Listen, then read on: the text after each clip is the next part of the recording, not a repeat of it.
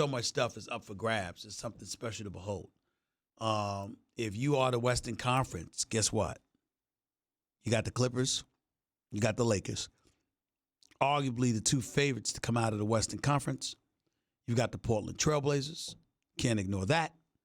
Not only do you have the Portland Trailblazers, but then on top of it all, you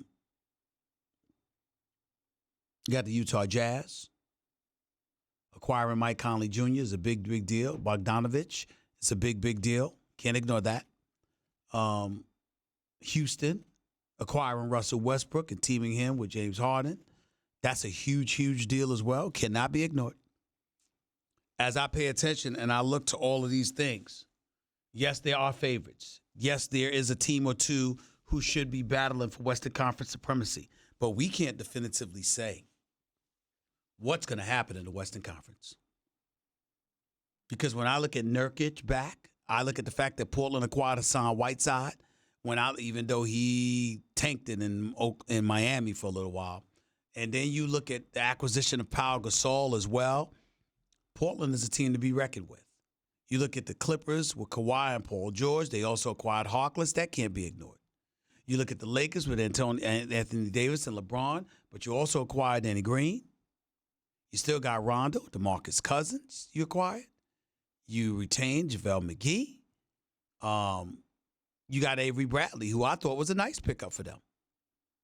The Lakers, their squad, their roster is something to be reckoned with. Can't ignore them and what they bring to the table. Just can't do it. So you got that going on.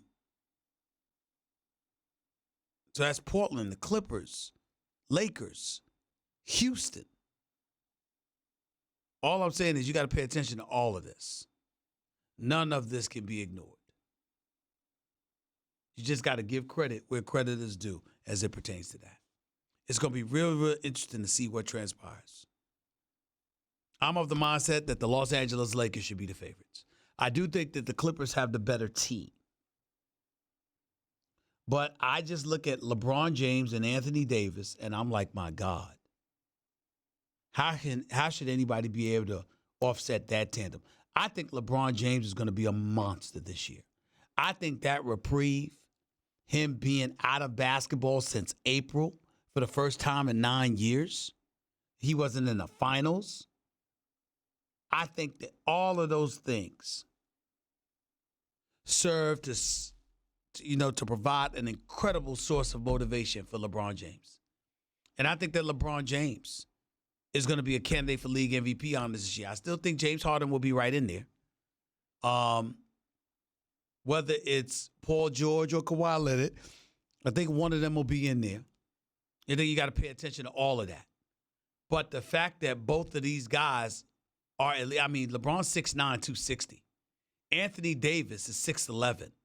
He can defend four positions. He can rebound, averaging more than 12 a game.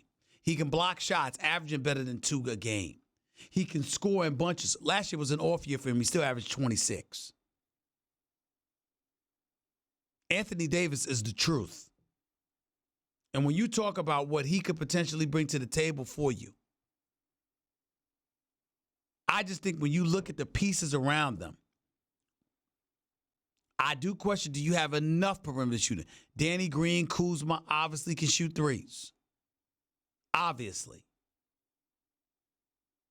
So those two can shoot your threes. Avery Bradley's capable of hitting them, but that's not his forte. He and Rondo are primarily about defense.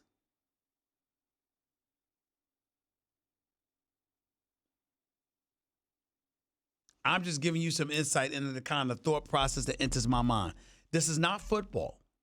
In basketball, if you got two superstars that play like superstars, ladies and gentlemen, that's your title contender. That's a title contender.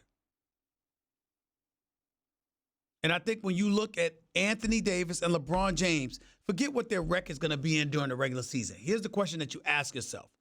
Will LeBron James and Anthony Davis be enough to get the Lakers to the playoffs? The answer is yes. Once you're in the playoffs, it's a best of 7. You really want to go against LeBron James and Anthony Davis together in the best of 7? You really want to do that? I can tell you right now, you shouldn't. I don't give a damn how good Paul George and Kawhi Leonard are. That's a different dimension. And I think, and we talk about LeBron, and listen, when there's something there to be critical about, I don't hesitate to be. But the man is a career 27-point-per-game scorer. His entire career, he's averaged 27, 7, and 7. Last year was 27, 8, and 8 on 51% shooting. He doesn't get hurt those 17 straight games with the groin injury. Lakers in the playoffs. LeBron James is that dude. Y'all must have forgot. And I think he's going to remind everybody. I think that's exactly what he's going to spend the year doing. And Anthony Davis, in his supplementary role, is going to do so averaging 28 a game. Because that's what he does. It's that easy for Anthony Davis. He doesn't need to be a number one option to get his. I think Anthony Davis is going to average, to be safe, to be more fair, I think he'll average 25 to 26 a game as a secondary offensive option that LeBron will utilize as a first option on most nights. It's not something to ignore. It's something to pay attention to.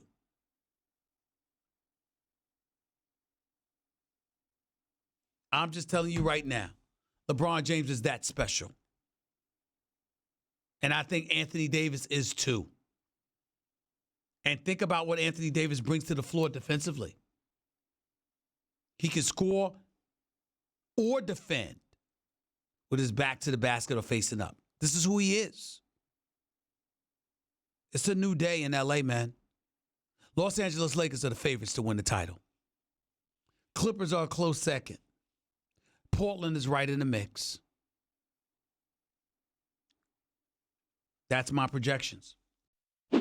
Thanks for watching ESPN on YouTube. For more sports highlights and analysis, be sure to download the ESPN app. And for live streaming sports and premium content, subscribe to ESPN+.